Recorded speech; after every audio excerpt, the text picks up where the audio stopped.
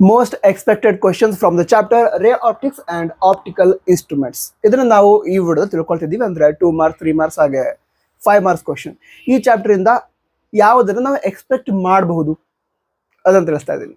ಮೊದಲಾಗಿ 2 marks questions ಅನ್ನ ತಿಳಿದುಕೊಳ್ಳೋದಾದ್ರೆ, ಈಗ mention the condition for total internal reflection. ಈ ಒಂದು ಕ್ವಶನ್ ಅನ್ನ ನೀವು ಕ್ವಶನ್ ಪೇಪರ್ ತೆಗೆದು ನೋಡಿದ್ರೆ, PYQs ತೆಗೆದುಕೊಂಡು ನೋಡಿದ್ರೆ, ಅಥವಾ ಪ್ರಿಪರೇಟರಿ ಎಕ್ಸಾಮ್ಗಳ ಕ್ವಶನ್ ಪೇಪರ್ ಏನಿರುತ್ತೆ ಅದನ್ನ ತೆಗೆದು ನೋಡಿದ್ರೆ, ಈ ಕ್ವಶನ್ ಅನ್ನ ತುಂಬಾ ಸಲ ಕೇಳಿದ್ದಾರೆ.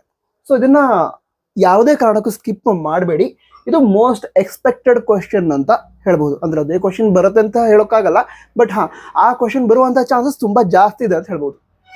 ನಂತರ ಈ ಕ್ವಶನ್ ಏನಿದೆ, ಕೆಲವೊಮ್ಮೆ ಈ ರೀತಿ ಕೂಡ ಕೇಳ್ತಾರೆ, what is total internal reflection ಅಂತ ಕೇಳಿ ಅದ್ರ ನಂತರ ಯಾವುದಾದ್ರೂ ಒಂದು ಕಂಡೀಷನ್ ಅನ್ನ ಬರೀರಿ ಅಂತ ಹೇಳ್ತಾರೆ. ಕೆಲವೊಂದು ಏನ್ ಮಾಡ್ತಾರೆ ಅಂತ ಹೇಳಿದ್ರೆ, ಈ ಟೋಟಲ್ ಇಂಟರ್ನಲ್ ರಿಫ್ಲೆಕ್ಷನ್ ಬಗ್ಗೆ ಕೇಳಿ ಕ್ರಿಟಿಕಲ್ ಆಂಗಲ್ ಏನಿರುತ್ತೆ ಸೊ ಅದ್ರ ಬಗ್ಗೆ ಬರೆಯೋದಕ್ಕೆ ಹೇಳ್ತಾರೆ. ಬಟ್ ಈ ಟೋಟಲ್ ಇಂಟರ್ನಲ್ ರಿಫ್ಲೆಕ್ಷನ್ ನಂತರ condition for total internal reflection, critical angle, ಈ ಎಲ್ಲ ಕಾನ್ಸೆಪ್ಟ್ಗಳನ್ನ ಕರೆಕ್ಟ್ ಆಗಿ ಅರ್ಥ ಮಾಡ್ಕೊಳ್ಳಿ. ಹಾಗೆ ಅದಕ್ಕೆ ಸಂಬಂಧಿಸಿದಂತೆ ಕ್ವಶನ್ ಕೇಳಿದ್ರೆ ಆನ್ಸರ್ ಬರೆಯೋದನ್ನ ಪ್ರಾಕ್ಟೀಸ್ ಮಾಡ್ಕೊಳ್ಳಿ. ಓಕೆನಾ? ಅದಂತರ ಈಗ next question, define power of lens and how does power of lens various with focal length. Power of lens ಅಂದ್ರೆ ಏನು, ನಂತರ ಪವರ್ ಆಫ್ ಲೆನ್ಸ್ ಏನಿದೆ ಅದು ಫೋಕಲ್ ಲೆಂತ್ ವೇರಿ ಆದ ರೀತಿ, ಅದು ಚೇಂಜ್ ಆದ ರೀತಿ ಯಾವ ರೀತಿ ಚೇಂಜ್ ಆಗುತ್ತೆ ಇದನ್ನು ಕೇಳಿದೆ. ಅದಕ್ಕೆ ನೀವು ಮಾಡ್ಬೇಕಂತ ಹೇಳಿದ್ರೆ, ಮೊದಲಿಗೆ ಪವರ್ ಆಫ್ ಲೆನ್ಸ್ ಅಂದ್ರೆ ಏನು ಅದನ್ನ ಬರೀತೀರಾ. ನಂತರ relation between focal length and ಅದು ಪವರ್ ಆಫ್ ಲೆನ್ಸ್ ಅದನ್ನ ಬರೀತೀರಾ. ನಂತರ ಕೆಲವೊಮ್ಮೆ ಏನ್ ಮಾಡ್ತಾರೆ ಅಂತ ಹೇಳಿದ್ರೆ, right the SI unit of power of lens ಅಂತ ಕೇಳ್ತಾರೆ. ಅದಕ್ಕೂ ಕೂಡ ಆನ್ಸರ್ ನೆನಪಲ್ಲಿ ಇರಬೇಕು. ನೆನಪಲ್ಲಿ ಇರುತ್ತೆ, ಓದಿರ್ತೀರಾ, ಕಮೆಂಟ್ ಬಾಕ್ಸಲ್ಲಿ ಆನ್ಸರ್ ಬರೀರಿ. ಏನು ಹೇಳಿ, write the SI unit of power of lens, ಇದಕ್ಕೆ ಆನ್ಸರ್ ಬರೀರಿ. ಓಕೆ. ನಂತರ draw neat label diagram for image formation at near point by simple microscope. ಈ ಒಂದು ಕ್ವಶನ್ ಕೂಡ ಕೇಳಬಹುದು. ನೀವೀಗ NCERT ಟೆಕ್ಸ್ಟ್ ಬುಕ್ ಅನ್ನ ತೆಗೆದು ನೋಡಿದ್ರೆ ಇದರ ರೇ ಡಯಾಗ್ರಾಮ್ ನಿಮ್ಗೆ ಸಿಗುತ್ತೆ. ಅದನ್ನ ಕರೆಕ್ಟ್ ಆಗಿ ಪ್ರಾಕ್ಟೀಸ್ ಮಾಡ್ಕೊಳ್ಳಿ. ನಂತರ ಇದೊಂದೇ ರೇ ಡಯಾಗ್ರಾಮ್ ಅಲ್ಲ, ಈಗ ಏನು ಆಬ್ಜೆಕ್ಟ್ ನ ಪೊಸಿಷನ್ ಕೊಟ್ಟಿರ್ತಾರೆ, ಇಮೇಜ್ ಎಲ್ಲಿ ಫಾರ್ಮ್ ಆಗುತ್ತೆ. ಈಗ ಎಕ್ಸಾಂಪಲ್ಗೆ ಒಂದು ಕಾಂಕೇವ್ ಮಿರರ್ ಅಂತ ಹೇಳಿದಾರೆ ಅವರು. ಕಾಂಕೇವ್ ಮಿರರ್ ಇದೆ, ಆಬ್ಜೆಕ್ಟ್ ಇಂಥ ಪೊಸಿಷನ್ ಇದೆ, ಹಾಗಿದ್ರೆ ಇಮೇಜ್ ಅಲ್ಲಿ ಫಾರ್ಮ್ ಆಗುತ್ತೆ. ಕಾನ್ವೆಕ್ಸ್ ಲೆನ್ಸ್ ಇದೆ, ಆ ಟೈಮಲ್ಲಿ ಆಬ್ಜೆಕ್ಟ್ ಇಂಥ ಪೊಸಿಷನ್ ಇದೆ, ಇಮೇಜ್ ಅಲ್ಲಿ ಫಾರ್ಮ್ ಆಗುತ್ತೆ. ಅದಕ್ಕೆ ರಿಲೇಟೆಡ್ ರೇ ಡಯಾಗ್ರಾಮ್ ಅನ್ನ ಡ್ರಾ ಮಾಡಿ ಅಂತ ಕೇಳಿರ್ತಾರೆ. ಅದಕ್ಕೋಸ್ಕರ ಏನ್ ಮಾಡಿ ಅಂತ ಹೇಳಿದ್ರೆ, NCERT ಟೆಕ್ಸ್ಟ್ ಬುಕ್ ಒಳಗಡೆ ಈಗ ಲೆನ್ಸ್ ಆಗಿರ್ಬಹುದು, ಮಿರರ್ ಆಗಿರ್ಬಹುದು, ಅದಕ್ಕೆ ರಿಲೇಟೆಡ್ ಆಬ್ಜೆಕ್ಟ್ ನ ಪೊಸಿಷನ್ ಜೊತೆಗೆ ಇಮೇಜ್ ಫಾರ್ಮ್ ಆಗತ್ತಲ್ವಾ, ಅದರ ಡಯಾಗ್ರಾಮ್ಸ್ ಕೊಟ್ಟಿದ್ದಾರೆ. ಅದನ್ನ ಪ್ರಾಕ್ಟೀಸ್ ಮಾಡಿ ಇಟ್ಕೊಳ್ಳಿ. ನಂತರ ರೇ ಡಯಾಗ್ರಾಮ್ ಮಾಡ್ಬೇಕಾದ್ರೆ, ಡ್ರಾ ಮಾಡಬೇಕಾದ್ರೆ ನೀವು ಗಮನದಲ್ಲಿ ಇಟ್ಕೊಳ್ಬೇಕಾಗಿರೋದು, ರೇ ಡಯಾಗ್ರಾಮ್ ಡ್ರಾ ಮಾಡ್ತೀರಾ, ಅದ್ರ ಜೊತೆಗೆ ರೇದ ಡೈರೆಕ್ಷನ್ ಏನಿರುತ್ತೆ ಅದನ್ನ ಕರೆಕ್ಟ್ ಆಗಿ ಮಾರ್ಕ್ ಮಾಡಿ. ರೇದ ಡೈರೆಕ್ಷನ್ ಕರೆಕ್ಟ್ ಆಗಿ ಮಾರ್ಕ್ ಮಾಡಬೇಕು. ಆಬ್ಜೆಕ್ಟ್ ಯಾವುದು, ಇಮೇಜ್ ಯಾವುದು ಅದನ್ನ ಕರೆಕ್ಟ್ ಆಗಿ ಮೆನ್ಷನ್ ಮಾಡಬೇಕು.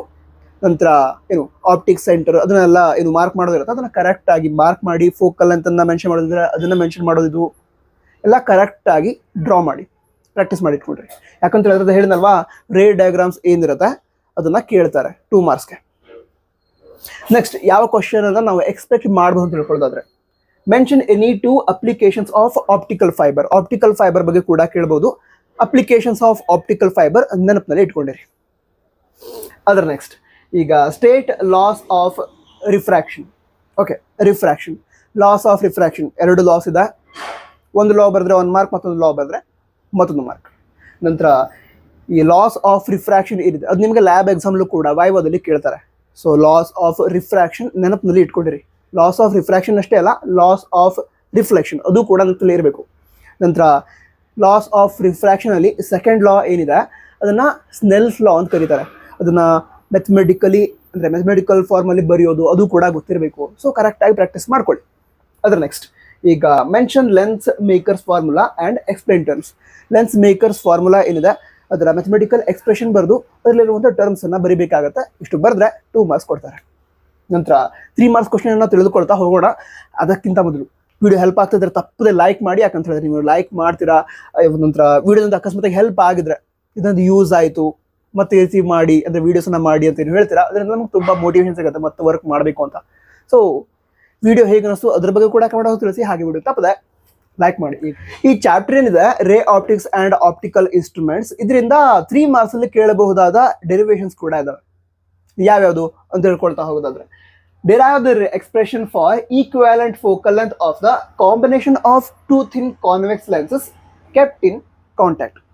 ಸೊ ಇದನ್ನು ಕೂಡ ಕೇಳಬಹುದು. ಇದನ್ನ ಕೇಳಿದ್ರೆ ಮೊದಲಿಗೆ ಏನು ಮಾಡ್ತೀರಾ, ಡಯಾಗ್ರಾಮ್ ಅನ್ನು ಡ್ರಾ ಮಾಡ್ತೀರಾ. ಅಂದ್ರೆ two thin convex lenses kept in contact, ಅದಕ್ಕೆ ರಿಲೇಟೆಡ್ ಡಯಾಗ್ರಾಮ್ ಅನ್ನ ಡ್ರಾ ಮಾಡ್ತೀರಾ.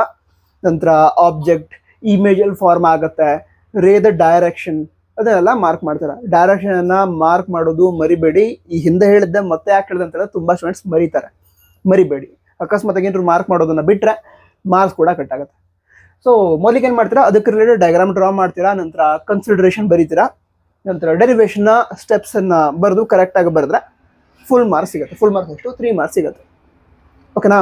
ಅದಂತರ ಮತ್ತೊಂದು ಡೆರಿವೇಶನ್ ಯಾವುದು 3 ಮಾರ್ಕ್ಸ್ ಅಲ್ಲಿ ಕೇಳಬಹುದಾಗಿದ್ದು ಅದನ್ನು ತಿಳ್ಕೊಳ್ಳೋದಾದ್ರೆ, derive the relation f is equal to r/2 in case of concave mirror ಅಂತ ಕೇಳಿದ್ದಾರೆ. ಎಫ್ ಅಂದ್ರೆ ಏನು, ಫೋಕಲ್ ಲೆಂತ್. ಆರ್ ಅಂತ ಹೇಳಿದ್ರೆ radius of curvature of concave mirror ಆಗಿರುತ್ತೆ. ಈ ಕ್ವಶನ್ ಏನಿದೆ ಅದನ್ನ ಕೆಲವೊಮ್ಮೆ ಸೆಂಟೆನ್ಸ್ ಫಾರ್ಮಲ್ಲಿ ಕೇಳ್ತಾರೆ. ಅಂದ್ರೆ ಈ ಇಕ್ವೇಶನ್ ಕೊಡಲ್ಲ, ಸೆಂಟೆನ್ಸ್ ಫಾರ್ಮಲ್ಲಿ ಕೇಳ್ತಾರೆ. Derive the relation between focal length and radius of curvature of concave mirror ಅಂತ ಕೇಳ್ತಾರೆ. ಅವಾಗ ಏನು ಮಾಡ್ತೀರಾ, ಇದಕ್ಕೋಸ್ಕರ ಏನು ಡೆರಿವೇಶನ್ ಪ್ರಾಕ್ಟೀಸ್ ಮಾಡಿರ್ತೀರಾ ಅದನ್ನೇ ಬರೀತೀರಾ. ಅಂದರೆ ಇದನ್ನೇ ಈ ಇಕ್ವೇಶನ್ ಕೊಡದೆ ಸೆಂಟೆನ್ಸ್ ಫಾರ್ಮಲ್ಲಿ ಹೇಳಿದಾರೆ ಅಷ್ಟೇ. ಪ್ರಾಕ್ಟೀಸ್ ಮಾಡ್ಕೊಳ್ಳಿ. ನೆಕ್ಸ್ಟ್ ಮತ್ತೆ ಆ ಕ್ವಶನ್ ಕೇಳಬಹುದು ಅಂತ ತಿಳ್ಕೊಳ್ಳೋದಾದ್ರೆ, ಇಲ್ಲಿಗ write Cartesian sign conventions use to analyse reflection of light by spherical mirror. ಈ ಒಂದು ಕ್ವಶನ್ ಕೇಳಿದ್ರೆ ಈಗ ಸ್ಪೆರಿಕಲ್ ಮಿರರ್ ಡ್ರಾ ಮಾಡ್ತೀರಾ. ಆಬ್ಜೆಕ್ಟ್ ಇಲ್ಲಿದೆ, ನಂತರ ರೇದ ಡೈರೆಕ್ಷನ್ ಯಾವ ಕಡೆ ಇರುತ್ತೆ, ಇಮೇಜಲ್ಲಿ ಫಾರ್ಮ್ ಆಗುತ್ತೆ. ಸೊ ಅದನ್ನೆಲ್ಲ ಡ್ರಾ ಮಾಡ್ತೀರಾ, ರೇದ ಡಯಾಗ್ರಾಮ್ ಅನ್ನ ಮಾರ್ಕ್ ಮಾಡ್ತೀರಾ. ಅದಂತರ ಸೈನ್ ಕನ್ವೆನ್ಷನ್ ರಿಲೇಟೆಡ್ ಒಂದು 4 to 5 ಪಾಯಿಂಟ್ಸ್ ಇದೆ, ಅದನ್ನ ಬರೀತೀರಾ. ನಂತರ ಇಮೇಜ್ ಡಿಸ್ಟೆನ್ಸ್ ಯಾವಾಗ ಪಾಸಿಟಿವ್ ಆಗಿರುತ್ತೆ, ಯಾವಾಗ ನೆಗೆಟಿವ್ ಆಗಿರುತ್ತೆ, ಫೋಕಲ್ ಅಂತ ಯಾವಾಗ ಪಾಸಿಟಿವ್ ಆಗಿರುತ್ತೆ, ಯಾವಾಗ ನೆಗೆಟಿವ್ ಆಗಿರುತ್ತೆ, ಅದನ್ನೆಲ್ಲ ಬರಿಬೇಕಾಗುತ್ತೆ. ಸರಿನಾ. ಇದಕ್ಕೆಲ್ಲ ಡಯಾಗ್ರಾಮ್ ಡ್ರಾ ಮಾಡಿ ಎಲ್ಲ ಪಾಯಿಂಟ್ಸನ್ನು ಬರೀಬೇಕು. ಫುಲ್ ಮಾರ್ಕ್ಸ್ ಸಿಗುತ್ತೆ. ನಂತರ ಇದು ಕರೆಕ್ಟಾಗಿ ಅರ್ಥ ಮಾಡ್ಕೊಳ್ಳೋದು ತುಂಬ ಅಂದರೆ ತುಂಬ ಇಂಪಾರ್ಟೆಂಟ್. ಯಾಕಂತ ಹೇಳಿದ್ರೆ ಇದು ಅರ್ಥ ಆದರೆ ಈಗ ನ್ಯೂಮೆರಿಕಲ್ ಪ್ರಾಬ್ಲಮನ್ನು ಕೇಳಿರ್ತಾರಲ್ವಾ, ಅದರಲ್ಲಿ ಕೂಡ ಹೆಲ್ಪ್ ಆಗುತ್ತೆ ಸೈನ್ ಕನ್ವೆನ್ಷನ್ ಅರ್ಥ ಮಾಡ್ಕೊಂಡ್ರೆ. ಸೊ ಪರ್ಫೆಕ್ಟ್ ಮಾಡಿ ಅಂದರೆ ನೆನಪಿನಲ್ಲಿ ಇಟ್ಕೊಳ್ಳಿ, ಹಾಗೆ ಅದನ್ನು ಅರ್ಥ ಕೂಡ ಮಾಡ್ಕೊಳ್ಳಿ. ಅದರ ನಂತರ ಇಲ್ಲಿಗ draw A ray diagram for the formation of image by compound microscope. Compound microscope related ray diagram NCERT text ಬುಕ್ಕಲ್ಲಿ ಇದೆ. ಬುಕ್ಕನ್ನು ಓಪನ್ ಮಾಡಿ, ಇಲ್ಲದೆ ನಿಮ್ಮ ಕ್ಲಾಸಲ್ಲಿ ನೋಟ್ಸ್ ಬರೆದಿದ್ರೆ ನಿಮಗೆ ಡ್ರಾ ಮಾಡ್ತಿರ್ತಾರೆ, ಅಂದರೆ ಬೋರ್ಡಲ್ಲಿ ಬರೆದು ಡ್ರಾ ಮಾಡ್ಕೊಳ್ಳಿ ಅಂತ ಹೇಳಿರ್ತಾರೆ. ತೆಗೆದು ನೋಡಿ ಪ್ರಾಕ್ಟೀಸ್ ಮಾಡಿ ಇಟ್ಕೊಳ್ಳಿ. ಇದನ್ನು ಕೂಡ ಕೇಳೋ ಚಾನ್ಸಸ್ ಇರುತ್ತೆ. ಕರೆಕ್ಟಾಗಿ ಲೇಬಲ್ ಕೂಡ ಮಾಡಬೇಕು. ಓಕೆನಾ. ಅದರೊಳಗಡೆ ಡ್ರಾ ಮಾಡಿದ್ರೆ ಸಾಕಾಗಲ್ಲ, ಲೇಬಲ್ ಕೂಡ ಮಾಡಬೇಕಾಗುತ್ತೆ. ನಂತರ ನೆಕ್ಸ್ಟ್ 5 ಮಾರ್ಕ್ಲಿ ಯಾವ ಕ್ವಶನ್ ಕೇಳಬಹುದು ಅದನ್ನು ತಿಳ್ಕೊಳ್ಳೋಣ. ಈ ಚಾಪ್ಟ್ರಿಂದ 5 ಮಾರ್ಕ್ಸಲ್ಲಿ ಕೇಳಬಹುದಾದ ಇಂಪಾರ್ಟೆಂಟ್ ಕ್ವಶನ್ ಯಾವುದು ಅಂತ ಹೇಳಿದ್ರೆ, derive the expression for refractive index of prism in terms of angle of prism and angle of minimum deviation. ಈ ಕ್ವಶನ್ ಅನ್ನ ತುಂಬಾ ಸಲ ಕೇಳಿದ್ದಾರೆ, ಮುಂದೆ ಕೂಡ ಕೇಳೋ ಚಾನ್ಸಸ್ ಇರುತ್ತೆ. ಸೊ ಇದನ್ನ ಪ್ರಾಕ್ಟೀಸ್ ಮಾಡಿ ಇಟ್ಕೊಳ್ಳಿ. ಅಂದ್ರೆ ಈ ಒಂದು ಕ್ವಶನ್ ಕೇಳಿದ್ರೆ ಮೊದಲಿಗೆ ಏನು ಮಾಡ್ತೀರಾ, ಡಯಾಗ್ರಾಮ್ ಏನಿದೆ ಪ್ರಿಸಮ್ ಇಂದು ಅದನ್ನ ಡ್ರಾ ಮಾಡ್ತೀರಾ. ನಂತರ ರೇದ ಡೈರೆಕ್ಷನ್ ಏನಿರುತ್ತೆ ಅದನ್ನ ಡ್ರಾ ಮಾಡ್ತೀರಾ. ಅದಂತರ ಡೆರಿವೇಶನ್ ರಿಲೇಟೆಡ್ ಶಾರ್ಟ್ ಆಗಿ ಕನ್ಸಿಡರೇಷನ್ ಅನ್ನ ಬರೆದು ಡೆರಿವೇಶನ್ ಸ್ಟೆಪ್ಸ್ ಅನ್ನ ಬರೆದು ಫೈನಲ್ ಎಕ್ಸ್ಪ್ರೆಷನ್ ಏನಿದೆ ಅದನ್ನ ಬರೀತೀರಾ. ಇದೆಲ್ಲ ಕರೆಕ್ಟ್ ಆಗಿ ಇದ್ರೆ ನಿಮಗೆ 5 ಮಾರ್ಕ್ಸ್ ಕೊಡ್ತಾರೆ. ಓಕೆ. ನಂತರ 5 ಮಾರ್ಕ್ಸ್ ಕೇಳಬಹುದಾದ ಮತ್ತೊಂದು ಕ್ವಶನ್ ಯಾವುದು ಅಂತ ತಿಳ್ಕೊಳ್ಳೋದಾದ್ರೆ, ಲೆನ್ಸ್ ಮೇಕರ್ ಫಾರ್ಮುಲಾ ಅದನ್ನ ಡಿರೈವ್ ಮಾಡೋದಕ್ಕೆ ಹೇಳ್ಬೋದು. ಓಕೆನಾ. ಸೊ ಈ 2 ಕ್ವಶನ್ ಕೇಳಬಹುದು 5 ಮಾರ್ಕ್ಸ್ ಅಲ್ಲಿ. ನಂತರ ಈ ಚಾಪ್ಟರ್ ಇಂದ 5 ಮಾರ್ಕ್ಸ್ ಏನಿದೆ ಅದರಲ್ಲಿ ನ್ಯೂಮೆರಿಕಲ್ ಪ್ರಾಬ್ಲಮ್ ಏನಿದೆ ಅದನ್ನು ಕೇಳೋ ಚಾನ್ಸಸ್ ಜಾಸ್ತಿ ಇರುತ್ತೆ. ಅದಕ್ಕೋಸ್ಕರ ನೀವೇನ್ ಮಾಡಬೇಕು ಅಂತ ಹೇಳಿದ್ರೆ, ಈ ಚಾಪ್ಟರ್ ಇಂದ ಬರುವಂತಹ ಎಲ್ಲ ಫಾರ್ಮುಲಾಗಳನ್ನ ಲಿಸ್ಟ್ ಮಾಡ್ಕೊಳ್ಳಿ, ಹಾಗೆ ನೆನಪಿನಲ್ಲಿ ಇಟ್ಕೊಳ್ಳಿ. ನಂತರ ಕೆಲವು ಇಂಪಾರ್ಟೆಂಟ್ ಪಾಯಿಂಟ್ಸ್, ಈಗ ಮ್ಯಾಗ್ನಿಫಿಕೇಶನ್ ಈ ರೀತಿ ಕೆಲವು ಟರ್ಮ್ಸ್ ಬರುತ್ತೆ, ಅದನ್ನು ಕೂಡ ನೆನಪಿನಲ್ಲಿ ಇಟ್ಕೊಂಡಿರಿ. ನಂತರ ವಿಡಿಯೋ ಹೇಗೆ ಅನಿಸ್ತು ಅದನ್ನ ಕನ್ನಡ ತಿಳಿಸಿ. ಮುಂದಿನ ವಿಡಿಯೋಗಳಿಗೋಸ್ಕರ ಸಬ್ಸ್ಕ್ರೈಬ್ ಮಾಡಿ. All the best. ಎಕ್ಸಾಮ್ ಚೆನ್ನಾಗಾಗತ್ತೆ, ಚೆನ್ನಾಗಿ ಪ್ರಿಪೇರ್ ಆಗಿ. All the best. Jai Hind. Vande Mataram.